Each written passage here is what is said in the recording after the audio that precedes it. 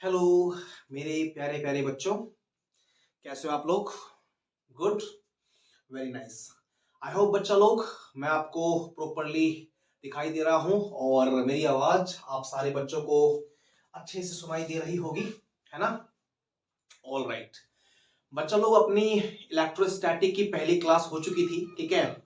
और मेरा विश्वास है कि आप सारे स्टूडेंट ने उस पहली वीडियो को जरूर देखा होगा, है ना? और उस वीडियो में जो भी कॉन्सेप्ट, जो भी चीजें मैंने आपको बताई वो आपने जरूर समझा होगा, सीखा होगा, ठीक है? और नोट बना करके उसको रिवाइज करके आप आज की इस क्लास में आए होंगे, है ना? तो चलिए बच्चों, विदाउट एनी फर्दर डिले हम लोग अपनी आज की क्लास को स्टार्ट करते हैं, ठीक है? और एज यूजुअल कुछ नई बातों को, कुछ डिफरेंट तरह के सवालों को आज की क्लास में सीखने की कोशिश करते हैं बच्चों, है ना? तो क्या बोलते हो, स्टार्ट करें? अच्छा, टेस्ट ले ले प्रीवियस वीडियो वाला। बताओ बेटा, बोलना है वहां से, है ना? आप बोलोगे तो आपकी आवाज को मैं सुनता हूं, ठीक है? आपको लग नहीं रहा कि मैं आपके जस्ट सामने हूं, है ना? लग रहा हूं ना? Very good. तो आपको भी बोलना है वहां से, ठीक है? आप अगर बोलेंगे बच्चों तो डेफिनेटली मुझे सुनाई देगा और एक बच्चों फील आएगा ना पढ़ने में, क्या? चलो, तो मैं कुछ चीजें आपसे पूछता हूं, आप मुझे वहां से बैठे बैठे आंसर करो, ठीक है? और जो नहीं जवाब देगा उसको पड़ेगी मार, ठीक है? चलो, ओके। तो जवाब देना बच्चा लोग, ठीक है? बताओ, आवेश कितने प्रकार के होते हैं? ओ, इतना लल्लू सवाल। दो प्रकार के होते हैं, कौन कौन सा? धनावेश और ऋणावेश, ठीक है? बच्चा लोग बताओ मेरे को कि आवेश का एसआई मात्रक क्या होता है? गुलाम होता है। आवेश का सीजीएस मात्रक क्या होता है? बोलो। वेरी गुड, एक स्टेट गुलाम होता है। आवेश का सीजीएस मात्रक स्टेट गुलाम होता है ना? बच्चों, एक गुलाम बराबर कितना होता है? अच्छा, एक गुलाम बराबर 3 × 10⁻⁹ स्टेट गुलाम होता है ना? बच्चों, इलेक्ट्रॉन की कमी से क्या होता है? इलेक्ट्रॉन की कमी से धनावेश आता है। इलेक्ट्रॉन की वृद्धि से क्या होता है? इलेक्ट्रॉन की वृद्धि से ऋणावेश आता है। द्रव्यमान की कमी से क्या होता है? द्रव्यमान की कमी से धनावेश आता है। द्रव्यमान की वृद्धि से क्या होता है? द्रव्यमान की वृद्धि से ऋणावेश आता है, ठीक है? बच्चा लोग मेरे को बताओ, आवेश की विमा क्या होती है? बोलो। यस सर, आवेश की विमा एटी होती है ना? तो बच्चों, ये सब कॉन्सेप्ट है ना? कूलाम के नियम में जो अपना कांस्टेंट किया आता है उसकी वैल्यू क्या होती है? उसकी वैल्यू होती है 9 × 10⁹ ओके। तो चलिए बच्चों, आपने एक तो पढ़ाई करी ही है ना? और अगर आपने नहीं पढ़ा है या आपको याद नहीं है तो मैं बोलूंगा बच्चों, बदमाशी नहीं करना है, मन लगा के पढ़ो, ठीक है? जो भी चीजें हैं उसको छोड़ो मत, ठीक है?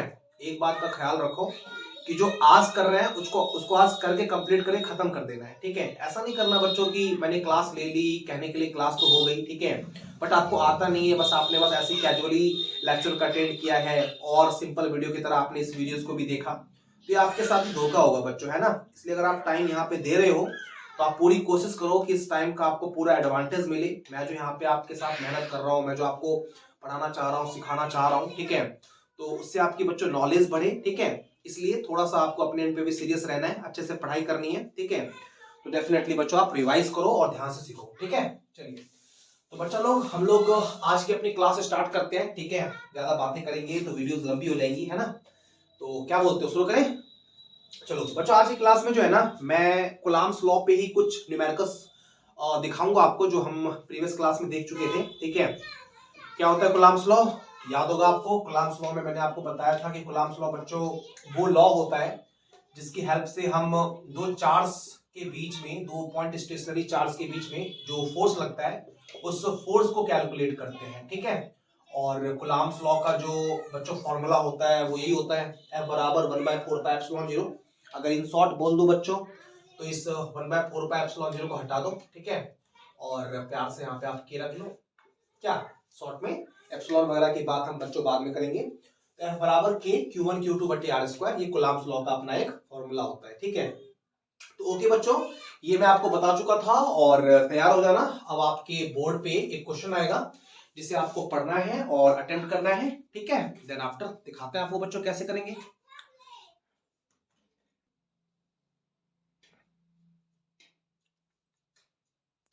क्वेश्चन दिखाई दे रहा है बच्चों आप लोगों को? चलिए एक बार इसको आप लोग ध्यान से पढ़ो, ठीक है। और देखो बच्चों, क्या लगता है आप लोग बना पाते हो कि नहीं, ठीक है। अगर बच्चों आप लोग बना पाओगे तो वीडियो को पॉज करो, है ना, और एक बार ट्राई दो बच्चों इस क्वेश्चन को, ठीक है। आई होप बच्चों आपने ट्राई किया होगा, ठीक है। अगर बच्चों आपसे बन गया तो आप देखो कि मैं इसका सॉल्यूशन क्या देता हूं आपको, कैसे इस सवाल को हम लोग सॉल्व कर सकते हैं, ठीक है। और अगर आपको बच्चों नहीं आ रहा है तो प्लीज ध्यान देना आप लोग, ताकि आपको ये सवाल समझ में आ जाए, ठीक है। देखो क्वेश्चन पढ़ते हैं बच्चों लोग, क्या दिया हुआ है। क्वेश्चन बोल रहा है दो आवेशों का योग 7 माइक्रोकुलाम है, ठीक है। इसको बच्चों हम लोग माइक्रो पढ़ते हैं, है ना।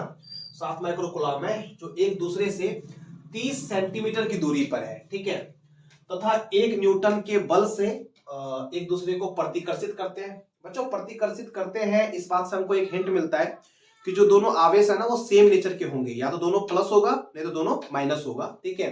तभी ऐसा है बच्चों, ठीक है। तो 7 माइक्रोकुलाम चार्जेस का योग है, एक दूसरे से 30 सेंटीमीटर के डिस्टेंस पे है, दोनों के बीच फोर्स लग रहा है 1 न्यूटन, ठीक है। तो कह रहा है क्या कि आवेशों का अलग अलग मान ज्ञात करें, ठीक है। तो कैसे करेंगे बच्चा लोग, ठीक है। बड़े ध्यान से आप मुझे सुनना, है ना, समझने का प्रयास करना, ठीक है। देखो कैसे स्टार्ट करते हैं हम लोग। देखिए क्वेश्चन में जो दिया हुआ है ना उसको एक बार हम लोग प्रॉपर्ली लिख लेते हैं, अलग से इंडिकेट कर लेते हैं कि यार क्या क्या यहाँ पे गिवन है, ठीक है। देखो बोल रहा है दो आवेशों का योग 7 माइक्रोकुलाम है, तो हम बोलेंगे सर अगर हम लोग ऐसा मानते हैं कि पहला आवेश अपना Q1 है, ठीक है, और दूसरा आवेश अपना Q2 है, तो दोनों का जो योग है ना बच्चों, योग वो दिया हुआ है 7 माइक्रोकुलाम, 7 माइक्रोकुलाम, ठीक है। बच्चों इनके बीच जो बल लग रहा है, बल बल की वैल्यू कितनी है, तो आपको दिखाई दे रहा होगा कि जो फोर्स लग रहा है ना बच्चों वो कितना लग रहा है, वो 1 न्यूटन का लग रहा है। तो फोर्स की वैल्यू है यहाँ पे 1 न्यूटन। डिस्टेंस कितना है बच्चों, तो इनके बीच की जो दूरी है ना वो है 30 सेंटीमीटर, ठीक है। सेंटीमीटर बच्चों दूरी का ऐसा मात्रक होता नहीं है, तो हमें इसको मीटर में लेके आना पड़ेगा, है ना। तो आप जानते हैं कि सेंटीमीटर को मीटर में लाने के लिए हम लोग 100 से मल्टीप्लाई करते हैं। तो 30 को हमने मल्टीप्लाई कर रहा हूँ, सॉरी बच्चों, डिवाइड करते हैं। तो 30 को हमने 100 से डिवाइड किया, ठीक है, तो ये कट जाएगा अपना 0 से 0। अब 3/10 जो है ना इसको मैं बोल सकता हूँ 0.3, और अब बन गया ये बच्चों मीटर, ठीक है।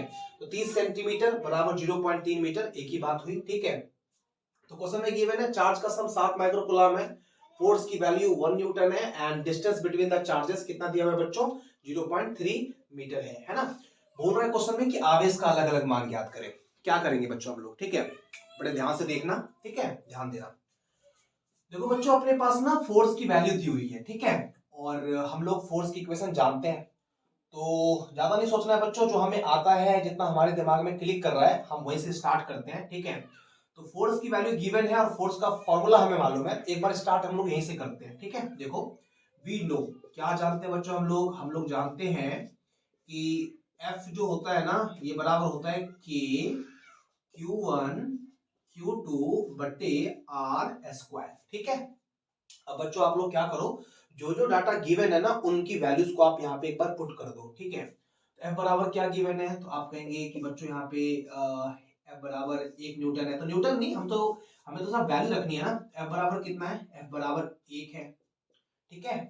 K बराबर कितना है, तो बच्चों आप जानते हैं कि K यहाँ पे कांस्टेंट होता है, और K की जो वैल्यू होती है वो होती है 9 इंटू 10⁹, ठीक है। F की वैल्यू 1 हो गई, है ना। K का जो मान है वो हो गया 9 इंटू 10⁹, है ना। और बच्चों यहाँ पे है Q1 इंटू Q2। तो आप मुझे बताओ कि आवेश का योगफल दिया हुआ है ना, योगफल दिया हुआ है Q1 प्लस Q2 बराबर 7। हमें बच्चों आवेश का मल्टीप्लीकेशन, आवेश का प्रोडक्ट थोड़ी मालूम है। तो बच्चों अगर नहीं मालूम है तो टेंशन की बात नहीं है, जो चीज नहीं पता उसको छोड़ दो। तो हमें यहाँ पे चार्जेस का जो प्रोडक्ट था वो पता नहीं था, तो हम इसको एज इट इज छोड़ना चाहते हैं। तो हम बच्चों यहाँ पे लिख देंगे Q1 इंटू Q2, ठीक है बच्चों। तो K का मान हमने पुट कर दिया, फोर्स की वैल्यू हमने यहाँ पे रख दी, Q1 Q2 को हमने एज इट इज छोड़ दिया। अब बट्टा में R स्क्वायर। बच्चों दूरी कितना था, दूरी 30 सेंटीमीटर हमें नहीं पुट करना, बिकॉज सेंटीमीटर में हम नहीं पुट करते, दूरी का ऐसा यूनिट बच्चों मीटर होता है। तो जो भी वैल्यू हम रखेंगे वो SI में ही रखेंगे। तो R का जो मान है 30 सेंटीमीटर या 0.3 मीटर, तो हम इस वाली वैल्यू को यहाँ पे पुट करेंगे। बच्चों फॉर्मूला में क्या है, R स्क्वायर। तो 0.3 का जो स्क्वायर होगा ना, 0.3 का जो स्क्वायर हो जाएगा वो हो जाएगा 0.09, ठीक है।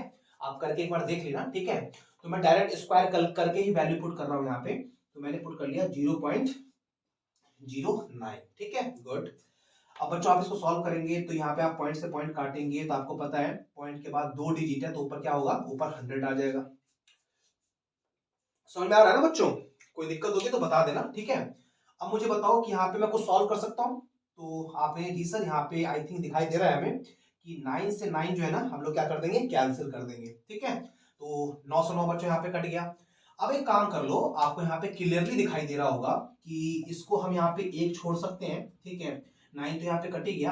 अब 10 टू द पावर 9, ठीक है, और 100 का मतलब होता है बच्चों 10 टू द पावर 2। ठीक है, तो 10 का पावर 9 और ये 10 का पावर 2, 10 का पावर 9 और 10 का पावर 2 कितना हो गया बच्चों? तो आप कहेंगे सर 10 का पावर 11 हो गया। तो यहाँ पे लिख दो आप लोग 10 का पावर 11। ठीक है, इनटू में जो है उसको वैसे ही रहने दो, तो Q1 इंटू Q2 उसको तो छेड़ना ही नहीं है। और जो बच्चों बट्टा में था ना वो एज इट इज रह गया, बट्टा में जो था वो कट गया है तो उसके लिए कोई प्रॉब्लम नहीं है। अब कोई कार्टून सोच रहा हो कि सर यहाँ पे 0 बचा हुआ है, बट्टा में 0, दुनियादारी खत्म, इन्फिनिटी खत्म सवाल। ऐसा नहीं करना है, ठीक है, ये बहुत ही गलत अप्रोच हो जाएगी, तो थोड़ा सा दिमाग खोल के रखना है बच्चा लोग। ठीक है, तो यहाँ पे 9 कैंसिल हो गया। ठीक है, तो 10 टू द पावर 9 और ये 100 क्या हो जाएगा 10 टू द पावर 2, तो 9 और 2 10 का पावर 11 इंटू में Q1 इंटू Q2। ठीक है, आगे बढ़ते हैं बच्चों, एक मिनट। हाँ, एक स्टेप हम और आगे जा सकते हैं। अब बच्चों आपको यहाँ पे दिखाई दे रहा है कि अगर मैं यहाँ पे Q1 अपॉन Q2 को पकड़ लूं, ठीक है, तो क्या मैं 10 का पावर 11 यहाँ बट्टा में ले आऊंगा, 1 बट्टे 10 का पावर 11। तो बच्चों अगर ये Q1 इंटू Q2 मैंने यहाँ पकड़ लिया और इसको मैं यहाँ बट्टा में ले आऊंगा, जब ये चीज ऊपर जाएगी 1 बट्टे 10 का पावर 11, जब 10 का पावर 11 ऊपर उठेगा तो क्या हो जाएगा 10 का पावर माइनस 11। उम्मीद है बच्चों यहाँ तक आपको निश्चित रूप से समझ में आ गया होगा, कोई डाउट आपको नहीं हुई होगी। ठीक है, देखो अब बच्चों यहाँ पे एक बहुत ही विशेष बात है जो आपको यहाँ पे समझनी है। मुझे विश्वास है कि आप किसी भी कैटेगरी के स्टूडेंट हो, यहाँ तक आपको पूरा समझ में जरूर आ गया होगा। ठीक है, बट इसके बाद जो बच्चों मैं एक स्टेप लूंगा ना, अगर आप वो समझ पाते हो तब मैं ये मानूंगा कि हाँ आपको ये सवाल समझ में आया है, इसके पीछे का जो कॉन्सेप्ट है वो आपने पकड़ लिया है। ठीक है, देखो बच्चों आप ध्यान देना, जैसे मैंने बोला था कि दूरी का जो मात्रक होता है वो मीटर होता है, तो चीजें सेंटीमीटर में गिवन थी बट उसको हमने मीटर में कन्वर्ट किया। ठीक है, और मीटर में कन्वर्ट करने के बाद जो वैल्यू थी ना उसको हमने पुट किया और उसको हमने अपने सॉल्यूशन में यूज करा। ठीक है, ओके, देख सकते हो आप लोग मैंने क्या किया है ना। वैसे ही बच्चों चार्ज का जो ऐसा यूनिट होता है वो तो कूलाम होता है, लेकिन क्वेश्चन में दिया हुआ है कि चार्ज का सम माइक्रो कूलाम है, 7 माइक्रो कूलाम है। अगर आवेश का योग माइक्रो में दिया हुआ है, 7 माइक्रो कूलाम दिया हुआ है, तो हम समझ सकते हैं कि आवेश की जो इंडिविजुअल वैल्यू रही होगी ना वो माइक्रो में ही रही होगी। ऑफ कोर्स बच्चों ऐसा थोड़ी हो सकता है कि इसका मान 5 गुलाम, इसका मान 2 गुलाम, तो 5 गुलाम और 2 गुलाम 7 माइक्रो गुलाम, 5 गुलाम और 2 गुलाम 7 गुलाम होता। बट यहाँ पे सम अगर माइक्रो में है तो इसका मतलब है कि दोनों जो इंडिविजुअल चार्जेस है ना इनकी वैल्यू भी माइक्रो में ही रही होगी। और बच्चों माइक्रो जो है वो अपना ऐसा मात्रक नहीं है। पिछले वीडियो में मैंने आपको ये बताया होगा कि माइक्रो गुलाम से गुलाम में आने के लिए 10 टू द पावर -6 से मल्टीप्लाई करते हैं। जैसे बच्चों कोई बोल रहा है 5 माइक्रो गुलाम, तो 5 माइक्रो गुलाम बराबर कितना, तो आप कहेंगे सर 5 गुने 10 का पावर -6 गुलाम। ये बात याद रखना बच्चों, माइक्रो गुलाम से गुलाम में आने के लिए जो कन्वर्जन फैक्टर होता है वो 10 टू द पावर -6 होता है, तो ऐसा हम करते हैं। ठीक है, अब देखो आप लोग आगे मैं क्या बता रहा हूं, तो आपकी समझ में आया कि चार्ज का जो योगफल है ना वो 7 माइक्रो कूलाम है। ठीक है, इसका मतलब इंडिविजुअल वैल्यू जो है वो कूलाम में माइक्रो कूलाम में रही होगी। तो ये जो वैल्यू है ना बच्चों ये माइक्रो कूलाम में दी हुई थी, और आपको पता है कि फॉर्मूला में जब हम पुट करते हैं तो माइक्रो कूलाम वाले को हमने कूलाम में कन्वर्ट कर लिया होगा। अब जैसे आपको पता है कि माइक्रो कूलाम से कूलाम में आने के लिए हम 10 टू द पावर -6 से मल्टीप्लाई करते हैं, तो ये जो Q1 है इसकी जो भी वैल्यू माइक्रो कूलाम में रही होगी जब उसको हमने कूलाम में कन्वर्ट किया होगा तो 10 टू द पावर -6 आया होगा। Q2 में भी माइक्रो कूलाम में Q2 भी दिया हुआ है, इसको भी जब हमने कूलाम में कन्वर्ट किया होगा तो 10 टू द पावर -6 आया होगा। तो इसमें एक 10 टू द पावर -6 और इसमें एक 10 टू द पावर -6, तो 10 टू द पावर -6 और 10 टू द पावर -6 हो जाएगा 10 टू द पावर -12। ठीक है, 10 टू द पावर -12।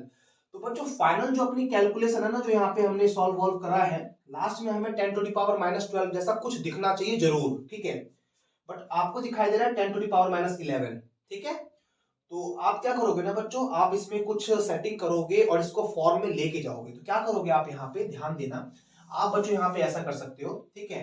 आप कहोगे सर ये जो अपना Q1 और Q2 का हमने प्रोडक्ट निकाला है, जो कि निकल के आया है 10 टू द पावर -11, इसको हम चाहें तो ऐसे लिख सकते हैं 10 into 10 to the power -12। Check करो बच्चों, 10 टू द पावर -11 को ऐसा लिख सकते हैं क्या? यस सर, बिल्कुल लिख सकते हैं। बिकॉज देखो 10 का मतलब क्या हुआ, 10 पर पावर 1। अब -12 और 1 आप समझते हैं क्या होगा बच्चों, है ना। देखो बच्चों, हो सकता है कि मैंने जो यहाँ पे चीजें एक्सप्लेन करी ना, वो समझने में आपको थोड़ी दिक्कत हुई होगी अगर आप लोगों ने ध्यान से मेरी बात को नहीं सुना तो, ठीक है। तो वीडियो को एक बार पीछे करना और इसको जरूर सुनना, बिकॉज बच्चों यहीं पे कॉन्सेप्ट है, ठीक है। और फिर भी अगर कोई परेशानी हो तो आप चिंता नहीं करना, इसके ठीक बाद में एक सवाल दूसरा दूंगा इसी सेम कॉन्सेप्ट पे बेस्ड। तो जब उसको आप खुद से अप्लाई करोगे ना तो आपका दिमाग थोड़ा खुलेगा, ठीक है। तो टेंशन नहीं लेना है बच्चों, सुनना है और समझने का प्रयास करना है, ठीक है। देखो, तो 10 टू द पावर -6 इसमें छुपा था, -6 इसमें छुपा था। सॉल्व करने के बाद 10 to the power -6 10 to the power -12 आना चाहिए। तो यहाँ -12 दिख रहा है और अब ये वैल्यू कुलाम में है। अब इसका -6 हटेगा तो माइक्रो कुलाम वापस मिल जाएगा, इसका -6 हटेगा तो माइक्रो कुलाम वापस मिल जाएगा। इसका मतलब 10 to the power -6 10 to the power -6, अगर इस 10 टू द पावर -12 को हमने हटा दिया तो कुलाम से अगेन क्या आ जाएगा बच्चों, माइक्रो कुलाम आ जाएगा। तो हम यहाँ क्या करेंगे बच्चों, हम यहाँ पे कर देंगे Q1, ये कुलाम में है by the way, Q1 Q2, ठीक है। और बच्चों ये जब हमने हटाया ना तो अब ये आ गया 10 माइक्रो कुलाम। किसमें आ गया बच्चों, 10 माइक्रो कुलाम। समझने का बच्चों प्रयास करना, ठीक है। तो यहाँ पे आवेश का योग कितना है, 7 माइक्रो कुलाम, है ना। और प्रोडक्ट प्रोडक्ट कितना आ गया, 10 माइक्रो कुलाम। हमें क्या पूछा था बच्चों, आवेश का अलग अलग मान ज्ञात करें, ठीक है। देखो यहां से इसको आगे बढ़ाने के अपने पास दो तरीके हैं, ठीक है। बट जो सबसे सिंपल तरीका है मैं आपको वो बताता हूं यहाँ पे, ठीक है। तो आप लोग ध्यान देना। देखो एक फॉर्मूला होता है बच्चों अलजेब्रा में, a प्लस बी का whole square minus a minus B का होल स्क्वायर बराबर 4ab। पढ़ा है आपने फॉर्मूला बच्चों? अगर आपने नहीं पढ़ा है तो अभी फिलहाल मैं इस वीडियो में इसको नहीं ले रहा, बिकॉज वीडियो बहुत लंबी हो जाएगी। तो आप ख्याल रखना, एक फॉर्मूला होता है a प्लस बी का whole square minus a minus B का होल स्क्वायर बराबर 4ab, है ना। चलो इसको याद रखना है आपको। अब देखो अगर इस माइनस ए बी स्क्वायर को मैं वहां कर दूं तो a माइनस बी का होल स्क्वायर, इस बात को मैं ऐसे लिख सकता हूं क्या, a प्लस बी का whole square minus 4ab। Check करो, जी सर बिल्कुल लिख सकते हैं। इस चीज को वहां कर देंगे और 4ab को यहां कर देंगे। तो आपको समझ लेना है बच्चों, फॉर्मूला क्या आया, a माइनस बी का होल स्क्वायर बराबर क्या होता है, a प्लस बी का होल स्क्वायर माइनस कितना, माइनस बच्चों 4ab, ठीक है। तो अगर ऐसा है, अगर ऐसा है, मैं यहाँ कहीं इंडिकेट कर देता हूँ बच्चों, ठीक है। क्या फॉर्मूला हमने यूज किया, a माइनस बी का होल स्क्वायर बराबर बोलो कितना बच्चों, a प्लस बी का होल स्क्वायर और माइनस कितना 4ab, ठीक है। तो यहाँ पे a को आप Q1 मानना, b को आप Q2 मानना, ठीक है। और आप अप्लाई करो, देखो कैसे ये निकल जाता है बच्चों, ठीक है। तो हम यहाँ बोल सकते हैं, है ना, वी कैन सी, ठीक है। क्या कह सकते हैं बच्चों हम लोग यहाँ पे, हम लोग कह सकते हैं कि Q1 माइनस Q2 का होल स्क्वायर, ठीक है। यहाँ पे Q1 बच्चों हम a मान रहे हैं, Q2 हम b मान रहे हैं, तो a माइनस बी का होल स्क्वायर का फॉर्म बन गया ना यहाँ पे। अब बताओ अगर ये बन गया तो हम क्या बोल देंगे, ये इक्वल टू होना चाहिए सर Q1 प्लस Q2 का होल स्क्वायर, ठीक है। और दिख रहा है ना फॉर्मूला, a प्लस बी का होल स्क्वायर माइनस 4ab, तो 4Q1 और कितना Q2। अब बच्चों आप समझदार हैं, आपको Q1 Q2 की वैल्यू यहाँ पे क्लियरली दिखाई दे रही होगी 7, है ना। और Q1 Q2 की वैल्यू भी दिखाई दे रही है जो हमने अभी तुरंत निकाला है 10। इन वैल्यूज को यहाँ पे पुट कर दो, तो क्या निकल के आएगा जरा बताओ मेरे को। आप कह देंगे सर Q1 माइनस Q2 का जो होल स्क्वायर है, ठीक है, ये बराबर हो जाएगा, ठीक है, ये बराबर हो जाएगा Q1 प्लस Q2 का मान कितना है 7, तो 7 का स्क्वायर क्या हो जाएगा बच्चों यहाँ पे 49, 7 का स्क्वायर 49 माइनस 4, और Q1 Q2 कितना आया 10 आया है, तो 4 धाम कितना बच्चों 40, 4 धाम 40, ठीक है, ओके। तो आप समझ पा रहे हैं बच्चों यहाँ पे Q1 माइनस Q2 का जो होल स्क्वायर है वो आ जाएगा 49 में से 40 गया 9, और बच्चों ये स्क्वायर हटाओगे तो यहाँ लगेगा रूट, ठीक है, रूट। और आपको पता है रूट 9 कितना हो जाएगा, तो आपको मालूम है रूट 9 बराबर आ जाएगा 3। तो डायरेक्ट बच्चों हम ये बात बोल सकते हैं क्या कि सर इसको पूरा सॉल्व वगैरह हमने कर दिया होगा। तो पूरा सॉल्व वगैरह करने के बाद हमें मिलेगा यहाँ पे, क्या मिलेगा बताओ, हमें मिलेगा Q1 माइनस Q2 बराबर 3, ठीक है बच्चों। मिला लो बच्चों, एक बार बढ़िया से देख लो, है ना, सब सही है, वेरी नाइस। तो Q1 माइनस Q2 बराबर 3 आ गया, ठीक है। अब Q1 प्लस Q2 को यहाँ पे एक बार रख लो, ठीक है। Q1 प्लस Q2 कितना दिया हुआ था बच्चों अपने पास, 7। अब आप बच्चों समझदार हैं, इस तरह की कैलकुलेशन आपने क्लास 10th में बहुत किया होगा, है ना। दो इक्वेशन है अपने पास, इसको सॉल्व कर दो और सॉल्व करने के बाद आवेशों का जो अलग अलग मान होता है वो निकल जाएगा। कैसे करेंगे देखो, यहाँ पे आप कहेंगे sir minus Q2 plus Q2, ये यहाँ पे कैंसिल हो जाना है। Q1 Q2 कितना हो जाएगा, Q1 Q1 आप बोल देंगे सर ये हो जाएगा 2Q1 बराबर 7 और 3 कितना, बराबर 7 और 3 10। इस हिसाब से Q1 बराबर कितना आ जाएगा, 2 से जाके काट देंगे, 5 माइक्रोकुलाम। कितना आ जाएगा बच्चों, 5 माइक्रोकुलाम, है ना। अब आपको दिखाई दे रहा है बच्चों, है ना, Q1 बराबर अगर 5 माइक्रोकुलाम आ गया तो दोनों आवेशों का योग तो 7 है। अगर Q1 5 हो गया तो इसको उधर कर दोगे, 7 में से 5 जाएगा, Q2 कितना आ जाएगा, Q2 आ जाएगा 2 माइक्रोकुलाम। तो यहां से Q2 बराबर हो गया 2 माइक्रोकुलाम। तो इस तरीके से बच्चों आवेश का जो इंडिविजुअल मान है जो इस क्वेश्चन में हमसे पूछा था वो हमने यहाँ पे निकाल दिया है, ठीक है। तो वेरी नाइस बच्चों, है ना। आई होप आपको ये सवाल समझ में आया होगा, ठीक है। और अगर नहीं आया तो प्लीज आप इस वीडियो को थोड़ा पीछे करो, ठीक है। और बच्चों समझने का प्रयास करो कि मैंने कैसे किया, ठीक है। हो सकता है आपको यहाँ पे थोड़ी सी हुई होंगी, बाकी तो सब ठीक है ना। ओके, तो इसको बच्चों आप लोग उतार लीजिए और अब आपके बोर्ड पे इसी कॉन्सेप्ट पे बेस्ड एक दूसरा क्वेश्चन दिखेगा, ठीक है, जो आप लोगों को खुद से ट्राई करना है, ठीक है। तो चलिए बच्चों तैयार रहना, उतार लो इसको।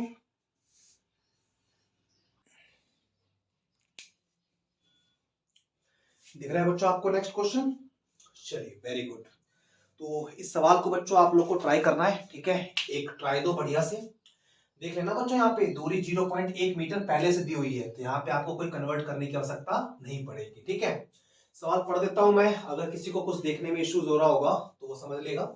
दो आवेशों का योग 9 माइक्रोकुलाम है, ठीक है, जो एक दूसरे से 0.1 मीटर की दूरी पर है तथा 18 न्यूटन के बल से एक दूसरे को रेपेल करता है ना।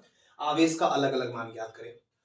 तो बच्चा लोग इसको बनाओ, ठीक है, और इसको सॉल्व करने के बाद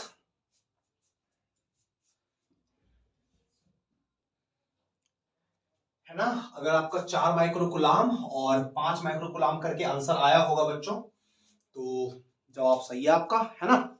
चलिए तो अच्छे से देख लेना बच्चों, ठीक है, और आंसर मिला लेना, है ना। और बच्चों अगर नहीं बनता है आपसे तो आप जो मैंने टाइम लेकर के इससे पहले वाला क्वेश्चन सॉल्व किया है उसको आप दोबारा देखना, ठीक है। लेकिन बच्चों बिल्कुल समझने का प्रयास करना, ऐसा नहीं होना चाहिए कि समझ में ना आए, है ना, बहुत बेकार बात होगी, ठीक है। चलिए तो इसको बच्चों यहां से हटाते हैं और एक अगले कॉन्सेप्ट की ओर चलते हैं, ठीक है।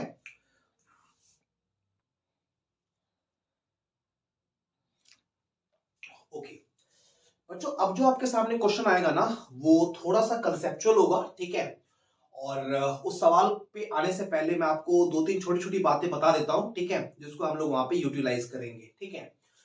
तो ध्यान देंगे बच्चों, है ना। देखो आपको पता है कि मैथ्स में दो तरह के सीरीज की आप बात करते हो बेसिकली, है ना। वैसे तो तीन होता है बट जो काम की सीरीज यहाँ पे है वो बता रहा हूं मैं।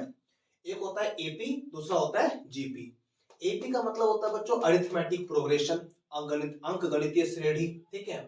और जीपी का मतलब होता है ज्योमेट्रिकल प्रोग्रेशन, गुणोत्तर श्रेणी, ठीक है। तो डेफिनेटली बच्चों आपने क्लास 10 से ही एपी के बारे में सुन रखा होगा और जीपी को आपने क्लास 11 के मैथ्स में जरूर पढ़ा होगा, है ना। बट फिर भी मैं थोड़ा सा आपको बता देता हूं, है ना, कि बेसिकली क्या होता है एपी और जीपी, ठीक है। देखो बच्चों जब हम एपी की बात करते हैं ना तो एपी में ऐसा होता है कि 2 4 6 8 10 एंड सो ऑन। ये मैंने अपने मन से एक यहाँ पे बच्चों सीरीज ले ली है, ठीक है। इस सीरीज में आप देखो बच्चों मैंने नंबर को कैसे लिया है, 2 4 6 8 10। मैं बोलूंगा कि ये जो बच्चों सीरीज है ना ये सीरीज का नाम है एपी। अब बच्चों ऐसी क्या खास बात है कि इस सीरीज को हम एपी बोल रहे हैं, है ना। तो आप ध्यान से जब बच्चों देखेंगे ना तो आप यहाँ पे पाएंगे कि सर अगर आप किसी भी दो कंसेक्यूटिव टर्म के बीच का गैप ले लेते हो, है ना, जैसे 2 और 4 के बीच में कितने का डिफरेंस है तो आप कहेंगे सर 2 का डिफरेंस है ना। 4 और 6 के बीच में कितने का डिफरेंस है, अगेन आप बोलेंगे सर 2 का डिफरेंस है ना। ऐसी बता दो 6 और 8 के बीच में कितने का डिफरेंस है तो बच्चों आप बोलेंगे यहाँ पे 2 का डिफरेंस है।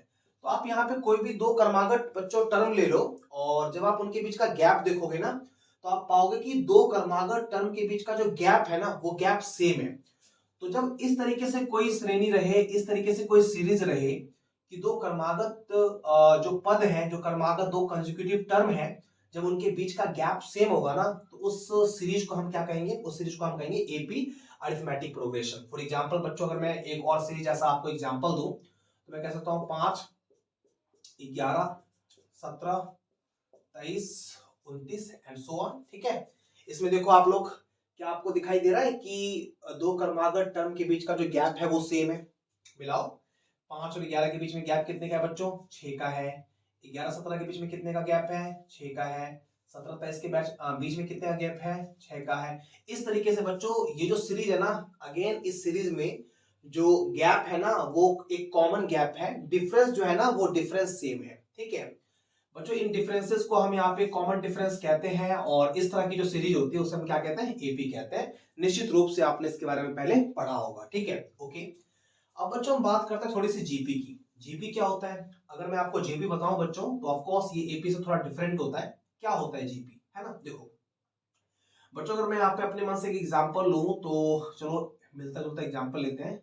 मैंने लिखा 2, ठीक है, 4 8 16 32 और इसी तरीके से हम बच्चों आगे बढ़ सकते हैं, है ना।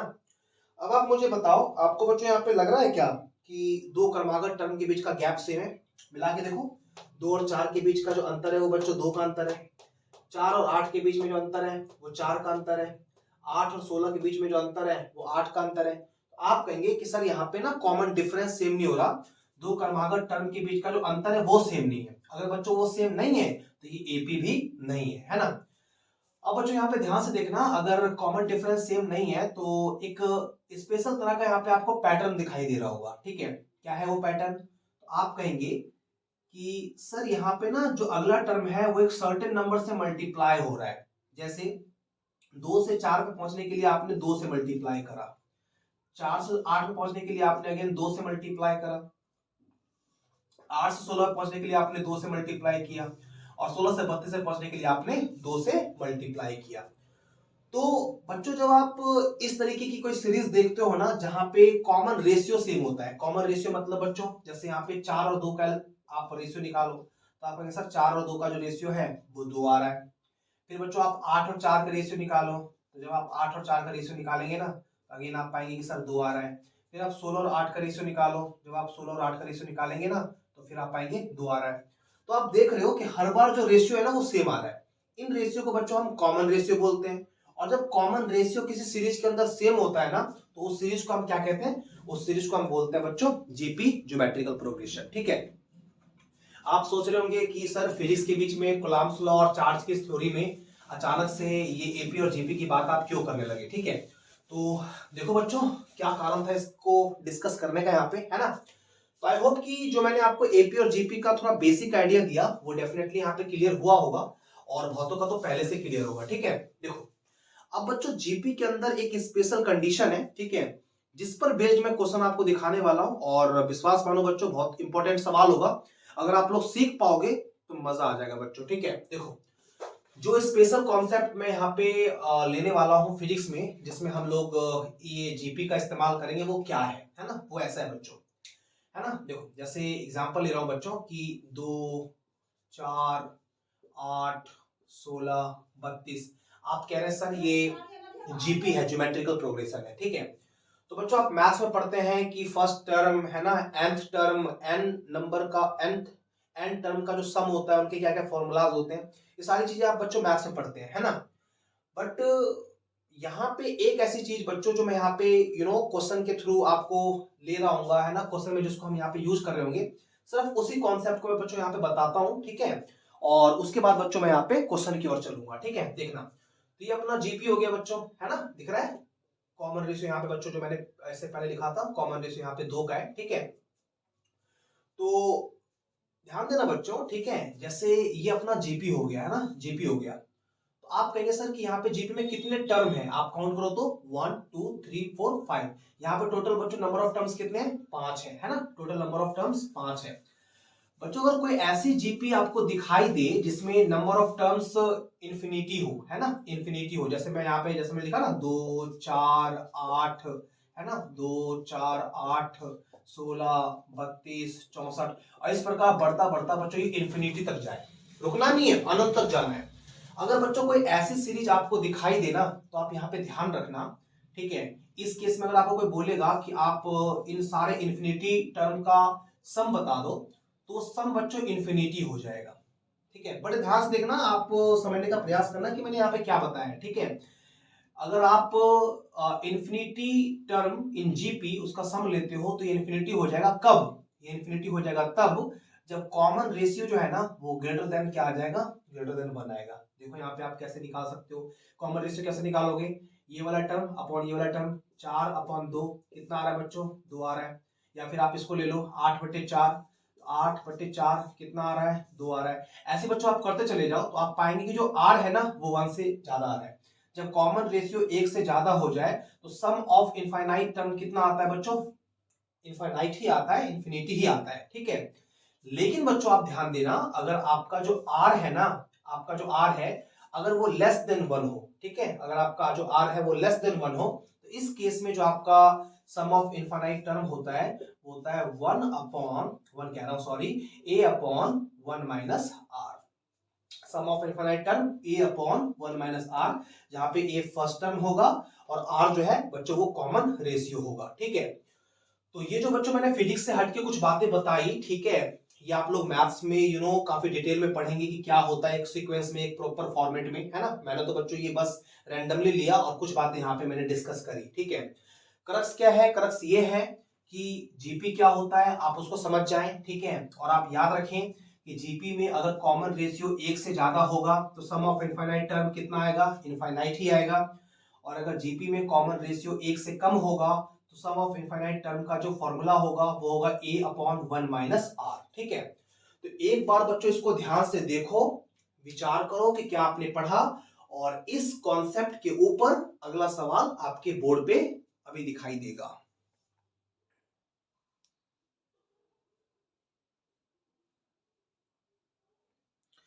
क्वेश्चन दिख रहा है बच्चों आपको? तो एक बार बच्चों ध्यान से इस क्वेश्चन को आप लोग पढ़िए कि क्वेश्चन में क्या लिखा हुआ है, ठीक है। हाँ जी बच्चों, क्वेश्चन है 4 माइक्रोकुलाम के अनंत आवेश, यानी बच्चों इनफाइनाइट नंबर ऑफ चार्जेस हमारे पास, ठीक है। 4 माइक्रोकुलाम के हमारे पास अनंत आवेश है, 2 नहीं, 5 नहीं, 10 नहीं, 50 नहीं, अनंत। और वो सारे आवेश का मान कितना है, 4 माइक्रोकुलाम। तो 4 माइक्रोकुलाम के अनंत आवेश एक्स एक्सिस पर क्रमशः कैसे बच्चों, एक्स बराबर 1 मीटर, एक्स बराबर 2 मीटर, एक्स बराबर 4 मीटर, एक्स बराबर 8 मीटर, इस प्रकार सो ऑन की दूरी पर स्थित है, ठीक है। मूल बिंदु पर रखा एक आवेश है 1 माइक्रोकुलाम का, ठीक है। मूल बिंदु पर 1 माइक्रोकुलाम नहीं बच्चों सॉरी, इसको कुलाम कर लेना, ठीक है। मूल बिंदु पर रखा 1 कुलाम का कोई चार्ज है, ठीक है। मूल बिंदु पर रखे 1 कुलाम के आवेश पर लगने वाला कुल बल ज्ञात करें, ठीक है। तो आई होप क्वेश्चन बच्चों आप लोगों को समझ में आ गया होगा, ठीक है। हाँ जी, तो एक बार बच्चों अगर आप लोग ट्राई कर सकते हो तो करो ट्राई, ठीक है। चलो बच्चों मैं ही बता देता हूँ, पहला क्वेश्चन है ना, मैं बताता हूँ कैसे कर सकते हैं, है ना। देखना बच्चों, ये क्वेश्चन जो मैं करवा रहा हूँ ना, पहले वीडियो में जो क्वेश्चंस थे वो थोड़े आसान थे, ठीक है। और जब चीजें थोड़ी आसान थी तो आपको डेफिनेटली मजा ज्यादा आया होगा, ठीक है। बट यहाँ जो मैं चीजें करवा रहा हूँ ये थोड़ी कंसेप्चुअल चीजें हैं, ठीक है। तो इन चीजों में अगर आप बोर हो गए या आपको कम समझ में आ रहा है, आप बहुत जल्दी परेशान हो गए ना, तो फिर आप सीख नहीं पाओगे, ठीक है। इसलिए टेंशन नहीं लेना, ध्यान से आप सुनना मेरी बातों को। अगर आपको एक बार में बच्चों समझ में ना आए, ठीक है, तो आप बच्चों ऑनलाइन पढ़ रहे हो, ठीक है। अगर कुछ कम समझ में आता है तो आप वीडियो को दोबारा देख लेना, ठीक है। बट आपको समझना है, ऐसा बिल्कुल नहीं करना कि आपकी समझ में ना आए, ठीक है। चलिए, तो इस सवाल को कैसे कर सकते हैं, ठीक है। ध्यान देना, समझना, और इस सवाल का जो भी कॉन्सेप्ट होता है, जो भी इसके अंतर्गत बातें आती है, वो आपको बच्चों 100% समझ में आना चाहिए, ठीक है। देखो मैं स्टेप बनाऊंगा और कुछ चीजें आपको किस तरीके से बता रहा हूं। देखो आप 4 माइक्रोकुलाम के इनफाइनाइट चार्जेस है, ठीक है। 4 माइक्रोकुलाम के वो एक्स एक्सिस पर है। तो एक काम करते हैं बच्चों, पहले मैं एक एक्स एक्सिस इंडिकेट कर देता हूं। जैसे देखो यहाँ पे मैंने बोला बच्चों कि ये ना अपना एक एक्स एक्सिस है, बड़े ध्यान से सुनना, ये अपना एक्स एक्सिस है, ठीक है। और आप समझ सकते हैं बच्चों, एक्स एक्सिस में ये जो अपना पॉइंट है ये अपना मूल बिंदु है, ठीक है। तो मूल बिंदु पर रखा कितना आवेश है, 1 माइक्रोकुलाम। तो यहाँ पे 1 माइक्रोकुलाम नहीं, 1 कुलाम। तो यहाँ पे आप लिख दो 1 कुलाम। कहाँ रखा हुआ है ये रखा हुआ है बच्चों मूल बिंदु पे, है ना। गुड। अब देखो 4 माइक्रोकुलाम के इनफाइनाइट चार्ज है जो एक्स एक्सिस पर है और इन पॉइंट पे बच्चों रखे हुए हैं। जैसे पहला जो 4 माइक्रोकुलाम का आवेश है वो x बराबर 1 पे रखा हुआ है। आप समझ रहे हैं, यहाँ पे होगा 1 2 3 4 5 6 7 8, इस तरीके से बच्चों आप आगे बढ़ते हो, ठीक है। तो यहाँ पे कोई ना कोई पॉइंट बच्चों श्योर x बराबर 1 रहा होगा। हाँ, इसके थोड़ा आप बच्चों आगे बढ़ेंगे तो कोई ना कोई पॉइंट यहाँ पे x बराबर x बराबर, ध्यान देना, यहाँ पे कोई ना कोई पॉइंट x बराबर 1 रहा होगा। यहाँ पे कोई ना कोई पॉइंट x बराबर 2 रहा होगा। और आपको क्वेश्चन दिखाई दे रहा है, सब कुछ मीटर में है, सेंटीमीटर में नहीं है, ठीक है। ऐसे x बराबर 3 रहा होगा। थोड़ा आगे बढ़ोगे तो x बराबर बच्चों क्या रहा होगा, x बराबर 4 रहा होगा, ठीक है। फिर 5 6 7 8, ऐसे बच्चों आप आगे जाओगे तो x बराबर क्या रहा होगा, x बराबर 8 रहा होगा, है ना। तो इस तरीके से बच्चों सारे पॉइंट होंगे। और क्वेश्चन में दिया हुआ है कि 4 माइक्रोकुलाम का जो चार्ज है ना, टोटल जो इनफाइनाइट चार्ज है वो एक्स एक्सिस पर इस पॉइंट पर है, इस पॉइंट पर है, इस पॉइंट पर, इस तरीके से है। तो पहला जो 4 माइक्रोकुलाम किस पर है, x बराबर 1 पर है, यानी कि यहाँ पर एक चार्ज रखा हुआ है 4 माइक्रोकुलाम, ठीक है। एकदम ध्यान से अटेंशन के साथ बातों को सुनना, नहीं तो बेटा कोई मतलब नहीं है फिर, है ना। समझ में आना चाहिए अच्छे से आपको। दूसरा जो 4 माइक्रोकुलाम है वो किस पर है, x बराबर 2 पर है, तो यानी कि एक 4 माइक्रोकुलाम यहाँ पर है। तीसरा किस पर है, यहाँ पर है, x बराबर 4 पे। x बराबर 4 तो ये वाला पॉइंट है ना, यानी कि यहाँ पे है, ठीक है। और बच्चों 1 2 ऐसे ऐसे ना अपने पास इनफाइनाइट चार्ज है जो इस तरीके से सारे पॉइंट पे रखे हुए हैं। आप समझ सकते हैं, पहला पॉइंट 1 था, अगला पॉइंट 2 था, अगला पॉइंट 4 था, अगला पॉइंट 8 है, फिर अगला पॉइंट 16 होगा, फिर उसका अगला पॉइंट 32 होगा, फिर उसका अगला पॉइंट 64 होगा। इस प्रकार से सारे पॉइंट पर ये सेम चार्ज जो है वो बैठा हुआ रहेगा। यहाँ पे देखो x बराबर कितना, अगेन 4 माइक्रोकुलाम। तो इस प्रकार जो सुबह से शाम तक हम बनाते रहेंगे तो खत्म नहीं होगा। हम समझ सकते हैं कि जो सीरीज है ये कहां तक जा रहा है, ये सीरीज इंफिनिटी तक जा रहा है ना, ये सीरीज इंफिनिटी तक जा रहा है।